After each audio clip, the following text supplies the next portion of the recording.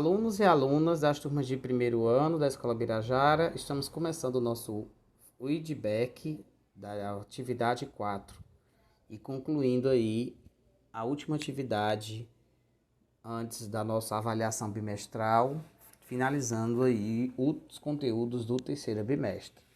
O tema da nossa aula 4 foi climatologia geral e do Brasil, em que a gente trabalhou vários aspectos relacionados ao clima, tanto do mundo como do Brasil. Até o momento foram 58 os alunos que participaram dessa atividade e, como vocês podem perceber no gráfico, a maioria dos alunos acertaram todas as questões. Que bom! Parabéns aí para os alunos que participaram. A turma com maior índice de participação até o momento foi um empate entre o primeiro H da tarde, com 17,2%, correspondendo a 17,2% das respostas, e o primeiro ano B da manhã, certo? Em segundo lugar, nós tivemos o primeiro A com 13,8% das respostas. A primeira questão, nós tivemos aí 40 alunos que acertaram, um total aí de mais de 60% dos alunos acertaram, marcaram a alternativa B, tropical, e 12 alunos marcaram a alternativa A, 5 alunos marcaram a alternativa C. Ainda teve aluno que marcou a alternativa D, e que bom que ninguém marcou a E, né? Na análise da questão, a gente vai entender por que não poderia ter marcado a letra E, né?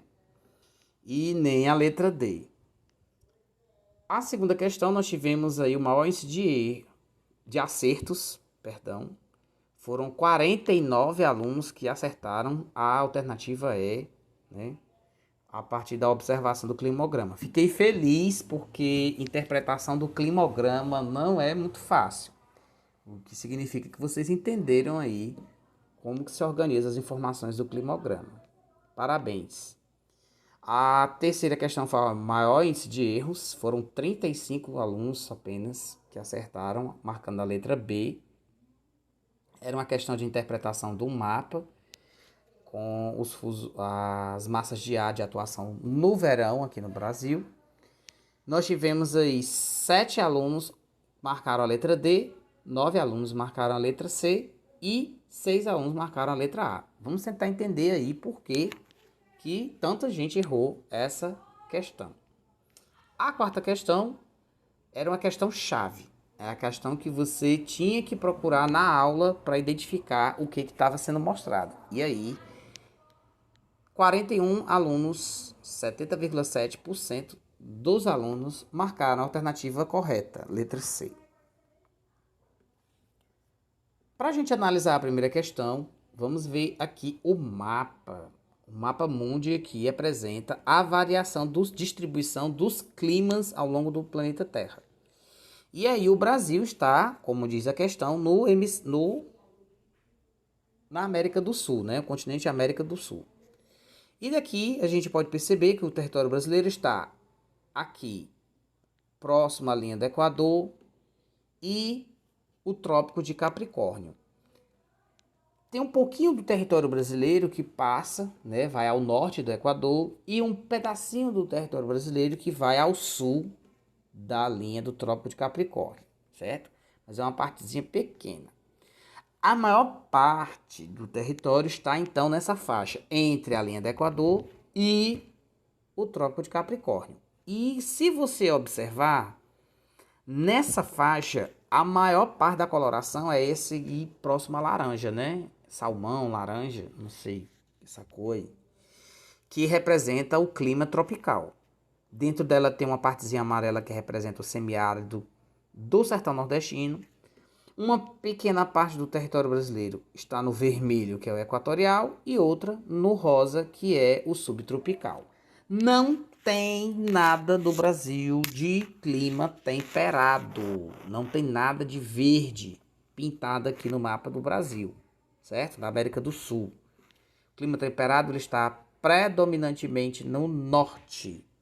Estados Unidos, Canadá, nos países da Europa e na Rússia ali, China, na Ásia, certo? No extremo norte. Tem uma partezinha ali na Oceania, mas a maior parte mesmo está no hemisfério norte. Polar, então, que é o clima roxo, né? Representado aí pela coloração roxa, também não tem, certo? Então, a gente vai ver essa questão, então, como alternativa correta, a letra B, o clima tropical. Então, era só você observar, né, o mapa, e aí você tinha como perceber que essa coloração laranja ou salmão era a que mais tinha, né, era a que mais se destacava. Portanto, a maior parte do território brasileiro está na zona tropical, certo? Teve muita gente que marcou equatorial, porque viu vermelho, né? E aí já foi marcando equatorial. Não é, viu, gente?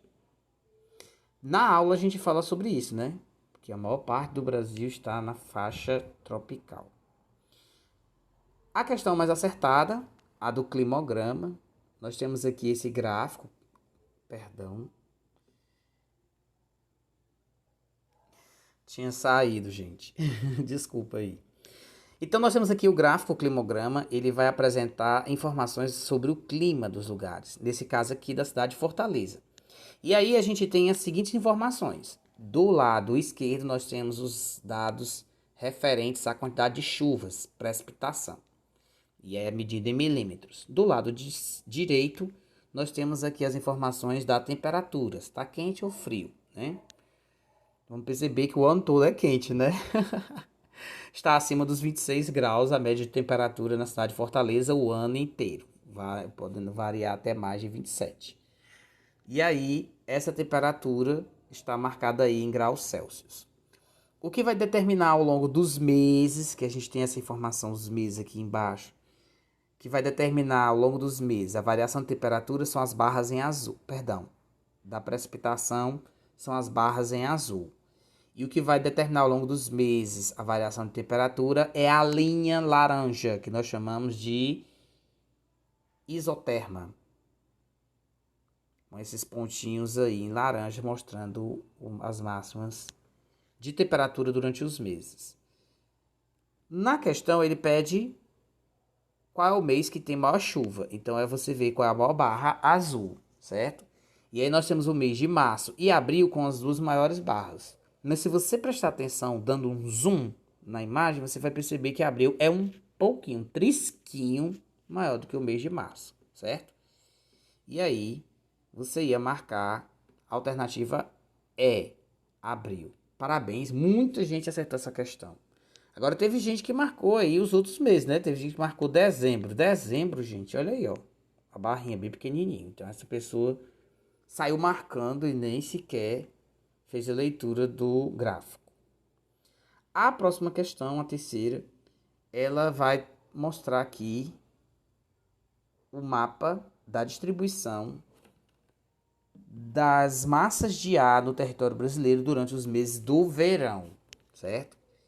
E aí a gente viu na nossa aula que as massas de ar, que são unidades do ar atmosférico, que se deslocam das zonas de alta pressão para as zonas de baixa pressão, modificando as condições do tempo atmosférico nos lugares por onde ela passa, elas são os grandes responsáveis tanto por momentos de seca como por momentos de grandes chuvas, certo?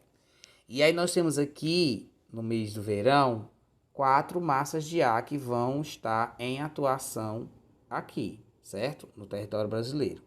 No Brasil atuam 5, mas a polar atlântica só vai aparecer durante o inverno, certo?